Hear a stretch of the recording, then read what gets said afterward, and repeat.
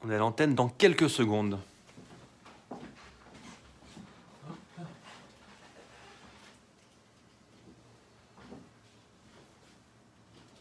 Générique, si vous êtes sur ici et maintenant.com, là vous n'entendez pas le générique, on commence dans quelques secondes.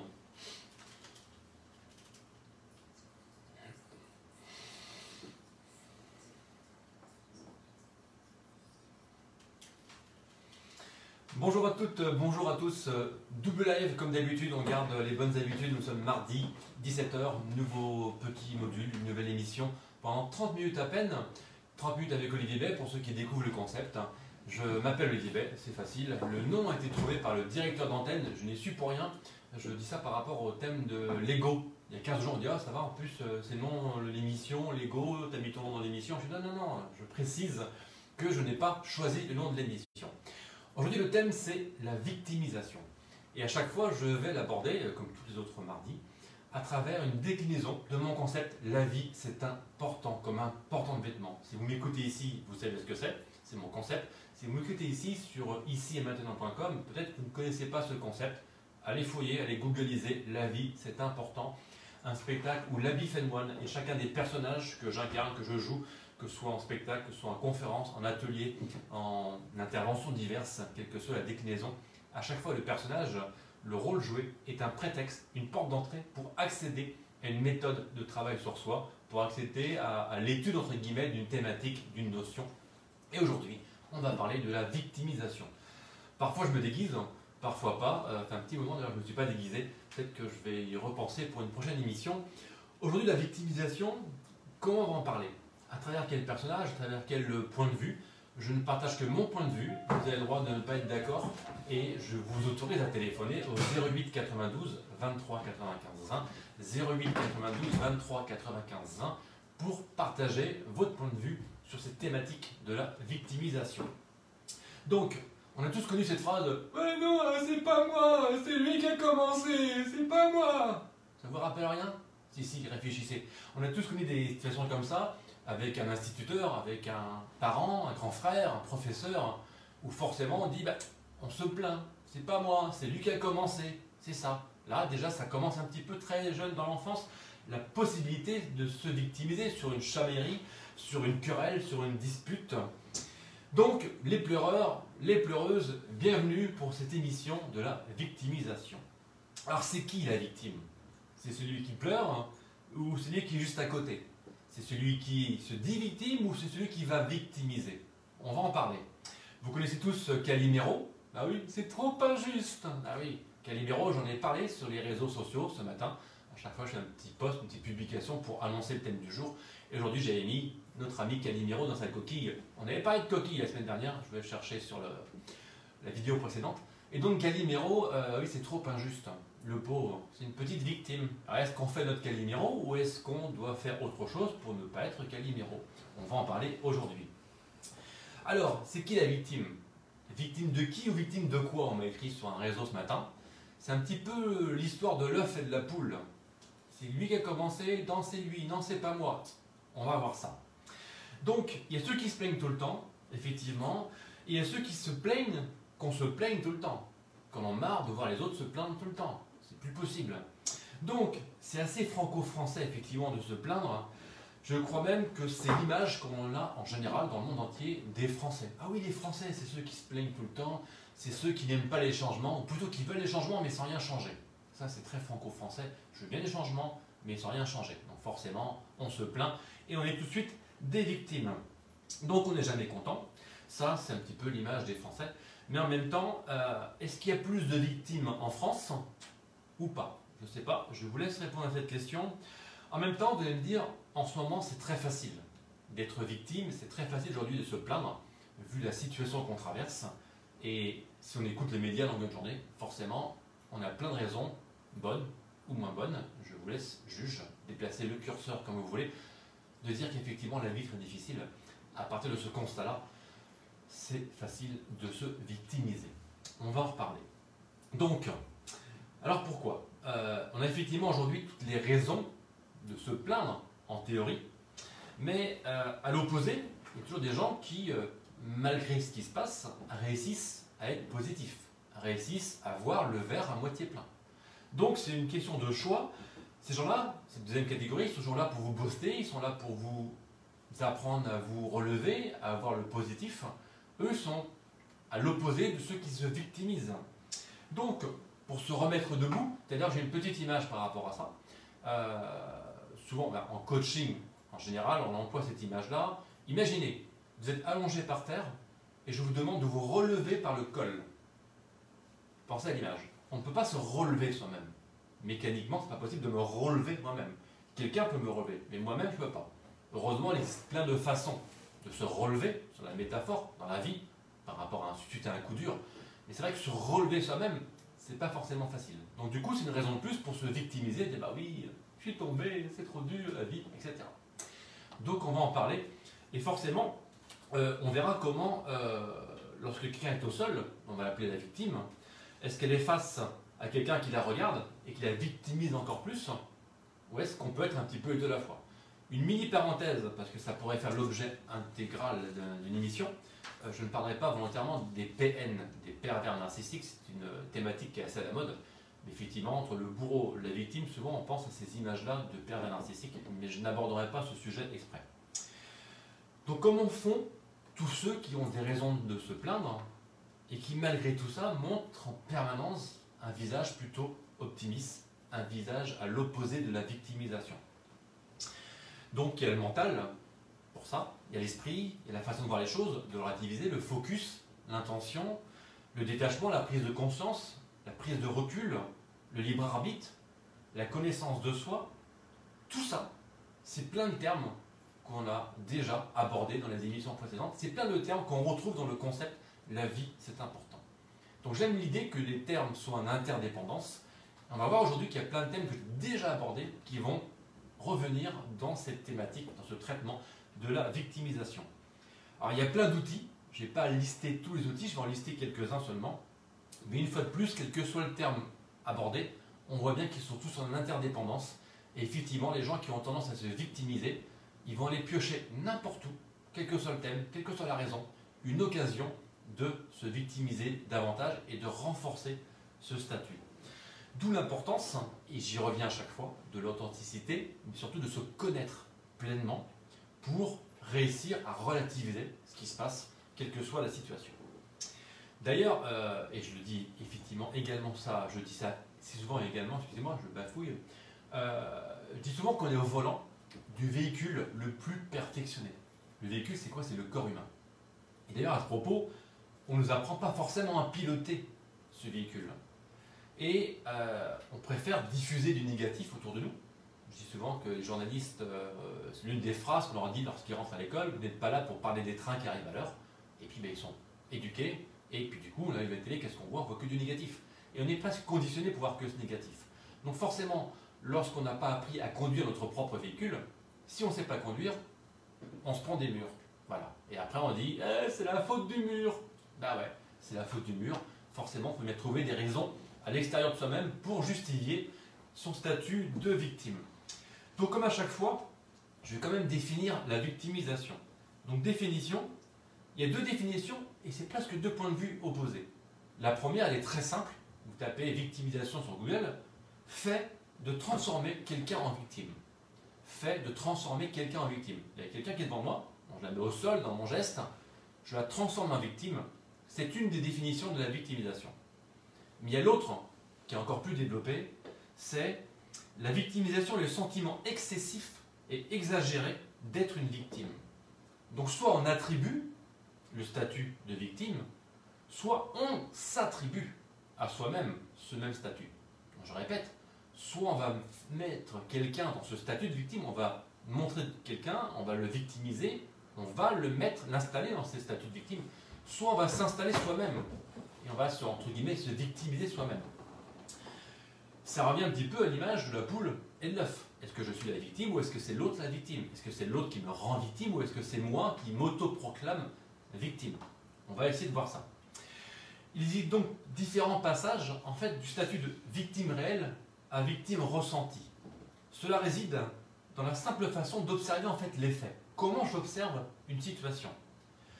et plus je vais l'observer, et là du coup on fait appel à ce qu'on appelle la subjectivité. La subjectivité, et à l'inverse, l'objectivité, ou la tentative, on va dire, d'être objectif, peut aboutir, dans certains cas, à une sorte d'injustice ressentie. Et cette injustice va renforcer le sentiment de victimisation. Chacun, par rapport à ça, voit midi à sa porte ou à sa fête, comme vous voulez, peu importe, mais forcément, chacun a son point de vue, et donc on n'est pas tous d'accord sur une même et unique situation. Donc un observateur, quel qu'il soit, extérieur quand j'observe quelqu'un, ou intérieur si je m'observe moi-même, ne verra pas les mêmes façons. On a tous des aspects différents, des interprétations différentes sur une situation, et heureusement. Conséquence, la victimisation, elle peut être terrible, quel que soit, en fonction de la perception qu'on a d'une situation. La personne qui se sent victime peut s'enfermer dans un schéma, on va dire, psychologique, avec le statut permanent de victime. Et ce statut, cette façon de voir les choses toujours en noir, va quelque part altérer et modifier sa capacité de voir une situation, de voir une certaine vision de la vie quelque part, et aboutir toujours systématiquement à des conduites et des répétitions de comportements qui renforcent son statut de victime. C'est le fameux verre toujours à moitié vide. Il y a des gens qui sont très très forts pour ça, ils voient même carrément vide, le monde s'écroule, c'est toujours sur eux que ça tombe, et forcément, il y a toujours des bons moyens de justifier ce statut de victime. Autre conséquence, il y a aussi, quand on parle victime, j'en ai vite abordé tout à l'heure sur la notion de peine, pervers narcissique, on parle de bourreau et d'agresseur. Bourreau et d'agresseur, dans le cadre d'une victimisation excessive, je dirais, on peut se retrouver, entre guillemets, bourreau, sans en avoir ni les intentions, ni les perversions.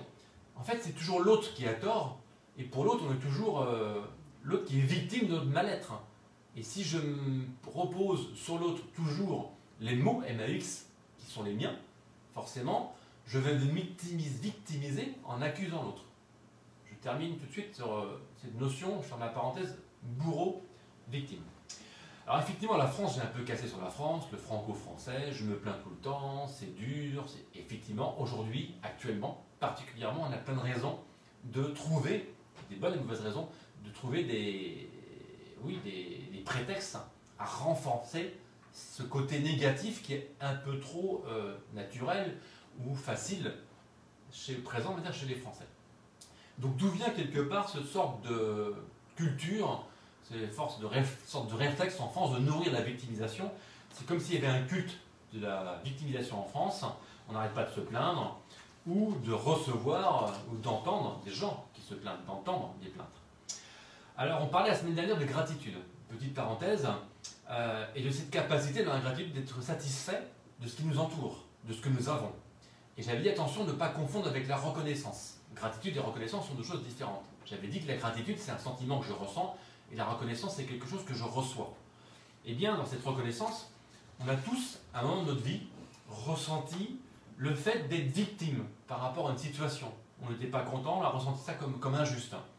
Et le fait qu'on prenne soin de nous, qu'on nous protège, souvent, eh bien, dans le culte de la victimisation, ça va renforcer l'idée qu'on a l'impression qu'on est accompagné lorsqu'on est victime. Quelqu'un qui s'occupe de vous, qui prend soin de vous, c'est agréable.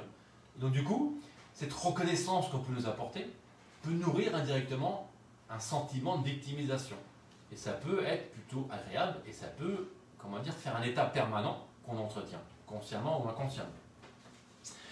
Lorsque nous recevons les soins, pour illustrer, et la protection d'une personne, de notre entourage, nous découvrons qu'il est agréable de ressentir l'attention des autres. C'est ce que je viens d'exprimer à l'instant par rapport à cette reconnaissance que l'on ressent. C'est ce qu'on appelle la sensation d'être le héros de ces personnes-là, héros de notre entourage, qui ont plein d'attention pour nous. On a plein d'attention pour un enfant, et souvent l'enfant en grandissant, on dit hop, on le laisse devenir autonome, mais si on le couvre quelque part, à être trop attentionné sur un enfant, en le couvrant de plus que ce qu'il faudrait, peut-être qu'on va nourrir un terrain pour qu'il puisse en plus développer plus tard la victimisation. Donc attention, en apportant trop d'attention à quelqu'un, ça part d'une bonne intention, mais ce trop d'attention peut avoir un effet inverse et nourrir une victimisation plus tard. On a tous entendu dire quelqu'un, oh le pauvre, il s'est fait mal, oh le pauvre, ça va, oh le pauvre, oh, ça va mon petit chat, oh oui, oh, c'est dur, hein, ben oui. Bon, forcément, c'est gentil de dire ça, ça part d'une bonne intention. Mais si on le fait tout le temps, le pauvre, qu'est-ce qu'il va entendre? Bah oui, déjà qu'il est au pauvre, ça vous renvoie à l'émission des croyances limitantes. Ah oui, je suis un pauvre petit, on s'occupe de moi, on me victimise, et puis je peux trouver ça agréable. Donc attention, quand les personnes adoptent ce rôle comme identité, la victimisation, ils deviennent des victimes chroniques.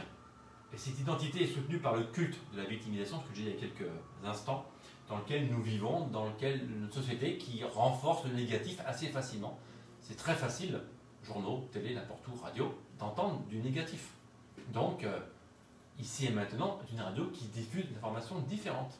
Je dis ça, je dis rien, écoutez-la plus souvent. Donc, si je prends de la distance par rapport à l'actualité, par rapport à la situation, mon ressenti de vie est différent, et peut-être que pour sortir de la victimisation, c'est une des solutions. On va lister tout à l'heure une liste, pas exhaustive, mais de points pour se sortir de cette victimisation. Donc le rôle de victime peut être récurrent, voire permanent, et en général, il révèle un sentiment de mal-être. Quelqu'un qui est super bien dans sa vie, qui est super joyeux, on ne lui attribue pas le statut de victime, en général. Donc, quelqu'un qui est au plus mal, qui voit effectivement ce verre toujours à moitié vide, voire carrément vide, va développer facilement la victimisation. Donc, ok, on est conditionné, mais c'est pas une raison d'entretenir ça. D'ailleurs, peut-être une petite histoire, très très vite. C'est un sketch que j'avais écrit qui s'appelait Comment ça va? Et quand vous posez la question à quelqu'un comment ça va, il vous dit oh bah ça va ou ça va pas. Si vous dites ça va, vous passez à autre chose. Si ce quelqu'un, votre ami, la personne à qui vous posez la question, vous dit bah non, ça va pas terrible aujourd'hui. Qu'est-ce que vous faites?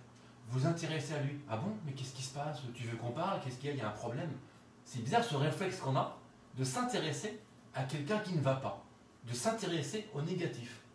Et donc j'avais fait un sketch en inversant, c'était pourquoi ça va? C'est pas possible d'aller bien. T'as vu ce qui se passe? La situation du Covid, le chômage, la crise économique, c'est compliqué. On ne peut pas aller bien. Bon, je caricature, je provoque, et c'était le but de ce sketch pour faire réagir. Mais effectivement, attention, une phrase aussi simple que celle-ci, comment ça va? Ceux qui adorent se victimiser, ils vont plonger dedans, ah bah moi c'est dur, c'est trop injuste, c'est Calimero. Donc on est conditionné par ce négatif qui est super médiatisé, et c'est normal, parce que forcément, ça nous fait plaisir souvent de nous occuper de quelqu'un qui ne va pas très bien. Donc les grandes victimes se nourrissent toujours des mêmes phrases. Moi j'ai jamais de chance, ça tombe toujours sur moi, tout le monde m'en veut. Je vous renvoie à l'émission des croyances limitantes de quelques semaines. Donc les victimes souvent rejettent les fautes sur l'extérieur et n'assument pas la responsabilité de leur propre action. Pire, les victimes exagèrent tout et tout le temps. Incapacité à voir le positif, elles sont focus sur, une fois de plus, ce verre à moitié vide. Bonne réponse, Morgane. Donc je vois que le négatif, donc forcément je nourris et je rumine mentalement. On en a parlé également sur les émissions précédentes. Tous les thèmes qu'on a déjà abordés peuvent quelque part être pris dans un sens ou dans l'autre, le côté pile ou le côté face, pour nourrir la victimisation. Mais attention, parfois les victimes deviennent bourreaux, entre guillemets, en faisant ce qu'on appelle du chantage émotionnel. Je m'explique. Oui, après tout ce que j'ai fait pour toi, oui, tu m'aides jamais, oui, si tu m'aimais, tu ferais pas ça, etc. C'est bizarre ces phrases. On a déjà entendu ce genre de phrases, et en fait, en créant la culpabilité, les victimes vont renforcer leur statut et demander de l'aide à l'autre en l'accusant d'être l'auteur et le responsable de leurs propres mots, une fois de plus, MAUX. Donc attention, dans ce cycle de victimisation, à la culpabilité qu'on veut vous faire avoir parfois. Donc la vie nous offre, ok, plein de situations en permanence pour nous challenger et pour nous offrir sur le plateau plein d'occasions d'être victimes. Mais ce n'est pas une raison à nous d'avoir une mentalité différente, à nous d'avoir une fois de plus un décrochement, un focus différent pour réagir. Et je vous mettrai à la fin de cette émission une liste de personnes qui ont su, dans leur vie, prendre du recul sur leur situation, une résilience à la puissance 1000 pour faire de leur vie que du positif, alors qu'ils avaient toutes les raisons de se plaindre et d'être victimes. Donc il faut modifier sa façon de penser, on a déjà parlé sur plein d'émissions, la façon de nous comporter, de nous exprimer, d'exprimer nos sentiments, Bref, notre façon de subir la vie et au contraire, accéder à une vie plus sereine en étant dans l'action et non pas dans le fait de subir. Le poids des mots, le poids des pensées, c'est aussi des émissions, des sketchs dont on a parlé. Ok, vous allez me dire, ouais, mais Olivier, c'est plus facile à dire qu'à faire. Ça, même chose, on en a déjà parlé plein de fois, il n'y a pas de résultat sans action. Il n'y a pas de match sans entraînement. Il n'y a pas d'apprentissage sans répétition. Alors ok, c'est pas facile de sortir d'un statut de victime, mais c'est de l'entraînement, c'est de la répétition. Et c'est d'avoir la volonté de passer à l'action pour obtenir des résultats. Il n'y a pas de graines qui poussent si on ne les plante pas. Ouais, ça pousse pas, hein, ouais, je gagne pas à l'auto, mais t'as joué au moins. Ah bah non. Bah oui, pour gagner l'auto, il faut jouer. Il y en a beaucoup qui veulent gagner l'auto sans jouer. Je vais faire un exemple. Donc rapidement, je vais accélérer quelques conseils pour sortir de la victimisation. Une petite dizaine ou une dizaine. Donc bien sûr qu'on a le droit d'être en colère. Je ne dis pas qu'on n'a pas le droit de se plaindre. Je ne dis pas qu'on n'a pas le droit de trouver la vie difficile. Mais comment on peut faire pour prendre de la distance par rapport à ça et au contraire sortir d'une victimisation dans laquelle on nous met un petit peu trop facilement tous les jours.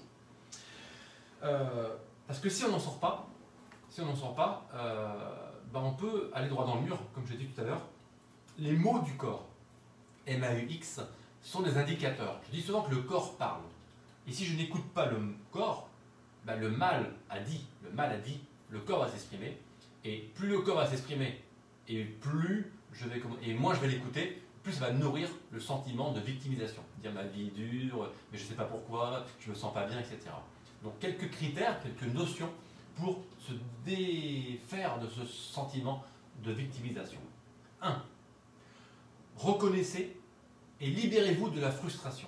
C'est-à-dire que vous avez le droit d'être en colère, mais effectivement, comme je l'ai dit, beaucoup de personnes se complaisent dans cette colère et ont tendance à déformer la réalité en la projetant sur les autres. Donc, la reconnaître, c'est une première chose, et après, hop, prendre de la distance par rapport à ça. Autre point, arrêtez d'imaginer le pire des scénarios. Quand on imagine le pire, souvent, c'est comme si on anticipait des agressions. C'est comme si on avait développé une peur de l'autre et des autres en général, parce qu'on imagine toujours le pire. Soyez dans l'ici et maintenant, écoutez la radio par exemple, mais sinon dans l'ici et maintenant, et arrêtez de projeter sans arrêt une source d'inquiétude. On verra plus tard, on verra le futur. Arrêtez de vous inquiéter pour rien.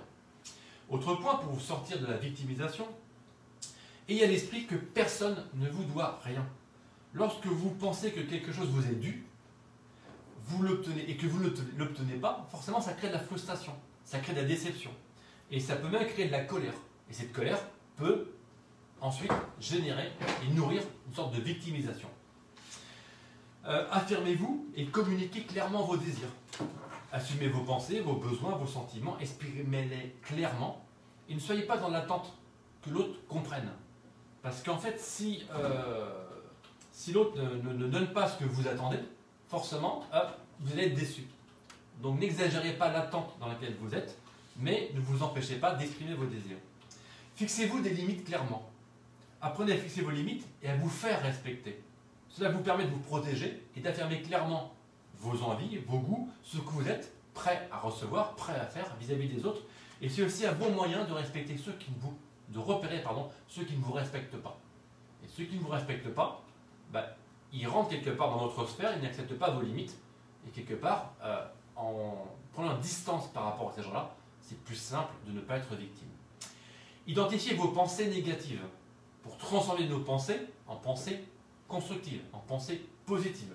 Alors plus facile à dire qu'à faire, on a déjà abordé ce terme. Pour transformer ces pensées, il faut d'abord les identifier. Repensez au sketch que j'avais fait sur vos pensées sont comme des nuages. Il n'y a aucun nuage fixe dans aucun ciel du monde, une pensée ne fait que passer. Un nuage, c'est pareil. Donc il faut d'abord l'identifier pour travailler dessus. Donc identifiez-les, et lorsqu'ils sont identifiés, on va travailler pour la transformer. On va chercher à voir le bon côté des choses. Assumez vos émotions et vos actions. Ne soyez pas spectateur de votre vie. Passez à l'action. Provoquez des rencontres, des changements. Et si c'est possible, faites-le dès que possible. Si ce n'est pas possible, adaptez-vous, acceptez la situation et puis passez à autre chose. Parfois, les situations qu'on ne peut pas contrôler, elles ne dépendent pas de nous, mais ce n'est pas pour ça qu'il faut développer de la frustration pour se sentir victime. Trouvez des occupations qui vous mettent dans un sentiment de joie. On a déjà parlé de sentiments sur des émissions précédentes. La joie, c'est ce fameux sentiment interne, cette émotion positive, la seule émotion positive reconnue, la joie. Quelque chose qui vous met en joie, forcément, vous ne laissera pas de temps pour penser aux choses négatives. Plus vous êtes en joie, plus vous êtes occupé sainement, sereinement, et moins vous avez de temps à consacrer aux idées noires. Donc mettez-vous en joie. Pensez au positif. Prenez soin de votre corps, par le sport, par la mise en mouvement, par l'alimentation, etc. Un corps sain est un corps qui vous empêche de développer du stress. Moins de stress égale moins d'occasions de se sentir victime, de se sentir mal. Travaillez sur la connaissance de soi. Vous savez que c'est mon thème préféré, l'authenticité. Plus je me connais, plus c'est facile de développer le mode d'emploi de ma propre connaissance. Je reparle du véhicule. Au lieu de me prendre un mur, si j'apprends à piloter, c'est peut-être plus simple. Et si j'apprends à piloter, à me connaître, bien forcément, je vais connaître mes qualités, mes défauts, mes forces, mes faiblesses. Mais en connaissant tout ça, mon mode d'emploi, je pourrai piloter mon véhicule et la route sera plus agréable. J'aurai moins de murs à me prendre et je serai moins victime, en théorie. Ne soyez pas trop dur avec vous-même. J'en ai déjà parlé plusieurs fois. Je crois que c'est le deuxième accord dans les accords Toltec, les 4 accords Toltec. Quoi qu'il arrive, n'en faites pas une affaire personnelle. Ne promenez pas tout pour vous. Ne vous jugez pas trop sévèrement. Et c'est la meilleure façon de vous détacher, de vous éloigner de la victimisation. Bref, il existe plein de petits appuis comme ça, j'en ai listé quelques-uns, pour voir la vie différemment et vous détacher de ce sentiment qui est un petit peu trop médiatisé à mon goût, de vous offrir sur plateau plein de raisons de voir la vie en noir. Notez bien, prenez une feuille maintenant pour ceux qui veulent et ceux qui peuvent. Je vais vous donner une liste de noms de personnes qui ont toutes les raisons d'être des victimes et qui pourtant, au quotidien, vous démontrent complètement l'inverse. Des gens qui ont une résilience à la puissance 1000 et qui ont transformé leur vie et qui avaient le choix d'être victimes. Et quelque part, quand on les regarde, oh, le pauvre, ça doit être dur. Et qu'est-ce qu'ils verbalisent? Qu'est-ce qu'ils font au quotidien? Tout l'inverse. J'en ai déjà parlé la semaine dernière, c'est un hasard que je le cite 2 fois de suite. Je ne vais pas développer, je vais vous donner le nom, prénom, et vous allez chercher. Philippe Croizon. Philippe Croizon, allez chercher, et là, vous ne serez plus le victime. Théo Curin, C-U-R-I-N. Allez voir qui est Théo Curin, on en parle beaucoup en ce moment. Nick Vujicic, donc Nick, N-I-C-K, Vujicic, V-U-J-I, pardon, V-U-J-I-C-I-C. Nick Vujicic, allez voir.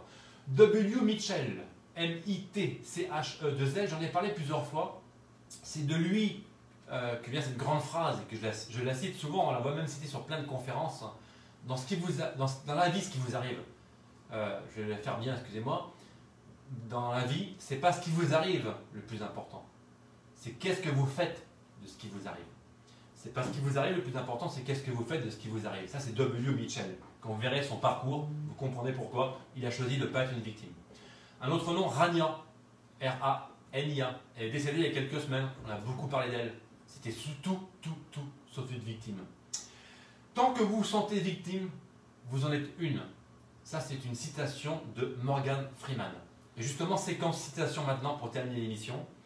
Ce matin, en faisant une parution sur LinkedIn, j'ai quelqu'un qui a liké mon commentaire, qui a lancé l'émission, et sous le nom de cette personne, c'était marqué « Un gagnant est un rêveur qui n'abandonne jamais ». C'est une phrase de Nelson Mandela. Est-ce que vous pensez réellement, sérieusement, que Nelson Mandela se percevait comme une victime?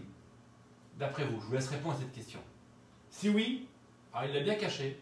Si oui ou non, peu importe, mais il a fait de sa force quelque chose de gagnant et non pas de victime. Il a retourné sa situation pour en faire quelque chose d'encore plus fort. Nelson Mandela est forcément quelqu'un d'inspirant qui aurait pu être une victime et qui a choisi autre chose. Alors je ne dis pas qu'on n'a pas le droit de se plaindre. Je ne dis pas que la vie n'est facile. Je ne dis pas que ce n'est pas compliqué tout le temps au quotidien et surtout en ce moment. Mais il y a toujours pire que soi. C'est comme le curseur qu'on déplace, c'est comme un dosage. Qu'est-ce que je choisis? D'être victime ou est-ce que je choisis finalement d'être dans une autre posture? Une autre citation d'Éric Chabot, un ami conférencier, et c'est même le titre de l'une de ses conférences. Il faut y croire pour le voir. Il faut y croire pour le voir. Oui, il n'a pas dit l'inverse. Il faut y croire pour le voir. Une phrase nourrissante et surtout pas victimisante. Il a fait un post il y a quelques jours. face à la crise, et je le cite, qui dure, c'est compliqué pour beaucoup de monde, pour lui, pour moi, pour tout le monde. Quel regard on porte sur cette situation? C'est un choix. Quel regard on pose? Faire avec cette vérité, la situation est compliquée, ok, pour un certain moment, on ne peut plus travailler de la même façon, c'est un constat. Ou alors, regarder des choses différemment et se dire que sans excès de positivisme, on ne va pas les rendre pires qu'elles sont en réalité, mais on peut décider de gagner sa vie différemment, de transformer sa vie différemment. Et il a même mis une image dans sa publication. On peut même divorcer de cette histoire pour se marier avec une autre. J'ai bien aimé l'image, divorcer d'une situation pour se marier avec une autre situation. Tous les victimes là, qu'on n'arrive pas à en sortir, essayons de divorcer de la situation de victime pour se marier avec une situation beaucoup plus positive. Et puis je vais terminer par Franck Pirot, avec qui j'ai échangé aujourd'hui, qui est un grand conférencier, un ex-membre du GIGN. Et pour la petite histoire, son livre sort en ce moment. Son livre, c'est Le pouvoir de l'engagement. Et je vais le citer. Je terminerai par lui. Pour nous changer, changeons notre monde. Il faut faire preuve de courage. Cela ne veut pas dire réaliser des actions extraordinaires. Selon moi, être courageux consiste à se débarrasser des angoisses qui nous font tourner en rond. C'est se donner les moyens d'affronter ses limites intérieures, mais aussi de s'engager dans des activités quotidiennes, simples et respectueuses de la vie humaine, animale, végétale, et de porter une attention particulière à son langage, à son comportement vis-à-vis de soi, de la famille, de ses amis, au travail, dans les lieux publics, dans la nature, partout. C'est ainsi que notre monde changera jour après jour. Et il m'a écrit ce matin un petit mot, le courage n'est pas réservé qu'aux héros. Le courage n'est pas réservé qu'aux héros, bien au contraire. Donc le mot de la fin, ayez le courage de transformer les difficultés de votre vie et toute la nourriture de la victimisation pour en faire un tremplin en source de motivation. Voilà. Belle fin de journée à vous. Prenez soin de vous. Et c'est la condition de base, vous savez, pour prendre soin des vôtres. Voilà, je bafoue sur la fin. En fait, c'est un peu d'émotion parce que je pense à Franck Pirot, avec qui j'ai adoré échanger avant cette émission, et donc je vais la refaire. Prenez soin de vous pour pouvoir prendre soin des autres, et nourrissez-vous des noms que je vous ai donnés. Allez voir leur histoire, allez réécouter cette émission, les différents points, pour prendre de la distance par rapport à une situation, et il y a toujours une solution pour voir le positif. Ok? À la semaine prochaine, merci de votre écoute et très belle fin de soirée. Ciao.